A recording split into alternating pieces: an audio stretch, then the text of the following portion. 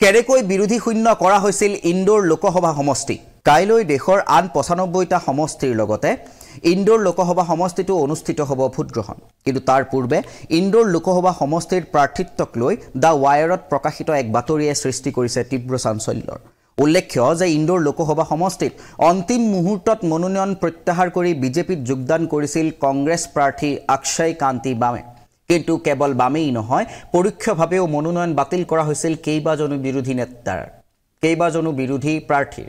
দা ৱায়াৰৰ বাতৰি অনুসৰি ভয় ভাবুকি সহি জালিয়াতি আদিৰ দ্বাৰা বাতিল কৰোৱা হৈছিল বিৰোধী প্ৰাৰ্থীৰ মনোনয়ন এই সন্দৰ্ভত দুজন নিৰ্দলীয় প্ৰাৰ্থী আৰু জনতা কংগ্ৰেছ দল প্ৰক্ষেপিত প্ৰাৰ্থীয়ে দা ৱায়াৰক জনোৱা অনুসৰি প্ৰাৰ্থিত্ব প্ৰত্যাহাৰৰ প্ৰপত্ৰত তেওঁলোকৰ ভুৱা স্বাক্ষৰ ব্যৱহাৰ কৰা হৈছিল তাৰ পূৰ্বে তেওঁলোকক প্ৰতিদ্বন্দ্বিতা নকৰিবলৈও তীব্ৰ হেঁচা প্ৰয়োগ কৰা হৈছিল এই সন্দৰ্ভত সমষ্টিটোৰ নিৰ্দলীয় প্ৰাৰ্থী তথা প্ৰাক্তন বায়ুসেনা বিষয়া ধৰ্মেন্দ্ৰ সিং ঝালাই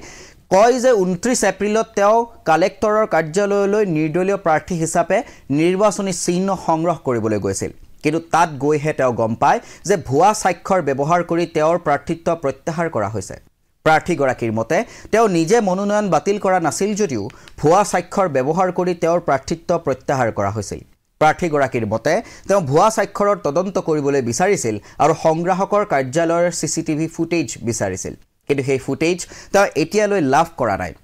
ৱায়াৰৰ বাতৰি অনুসৰি ইন্দোৰত ভুৱা চহীৰ জৰিয়তে দুজন নিৰ্দলীয় আৰু জনতা কংগ্ৰেছ পাৰ্টিৰ এজনকে ধৰি তিনিজন প্ৰাৰ্থীৰ প্ৰাৰ্থিত্ব প্ৰত্যাহাৰ কৰা হৈছিল ইয়াৰ লগতে ভাৰতীয় সমাজবাদী ঐক্য কেন্দ্ৰ কমিউনিষ্টৰ প্ৰাৰ্থী অজিত সিং পানোৱাৰৰ মতে তেওঁক প্ৰতিদ্বন্দ্বিতা নকৰিবলৈ হেঁচা প্ৰয়োগ কৰিছিল বিজেপিয়ে একেই অভিযোগ উত্থাপন কৰে প্ৰাক্তন বায়ুসেনাৰ বিষয়া ধৰ্মেন্দ্ৰ সিং ঝালাইও তেওঁ কয় যে ২৫ আৰু ২৬ এপ্ৰিলত তেওঁৰ ঘৰলৈ ক্ৰমে ৩জনীয়া আৰু ৫জনীয়া দল গৈছিল তেওঁলোকে ফোনত বিজেপিৰ শীৰ্ষ নেতাৰ লগত কথা পাতিবলৈ বাধ্য কৰায় আৰু বিজেপিৰ শীৰ্ষ নেতাই তেওঁক মনোনয়ন প্ৰত্যাহাৰ কৰিবলৈ হেঁচা প্ৰয়োগ কৰে ইপিনে এই সন্দৰ্ভত নিৰ্দলীয় প্ৰাৰ্থী দিলীপ ঠাক্কাৰে কয় যে ২৬ এপ্ৰিলত মনোনয়ন পত্ৰ দাখিল কৰাৰ পিছতে তেওঁলৈ বিজেপি নেতাৰ ফোন আহিবলৈ আৰম্ভ কৰে ঠাক্কাৰে কয় যে ৰাজনৈতিক হেঁচাৰ বাবে ২৬ এপ্ৰিলৰ নিশা ৩ দিনৰ বাবে ইন্দোৰৰ পৰা প্ৰায় ১০০ কিলোমিটাৰ দূৰত ওমকাৰেশ্বৰৰ ওচৰৰ এটা স্থানত আশ্ৰয় লৈছিল তেওঁ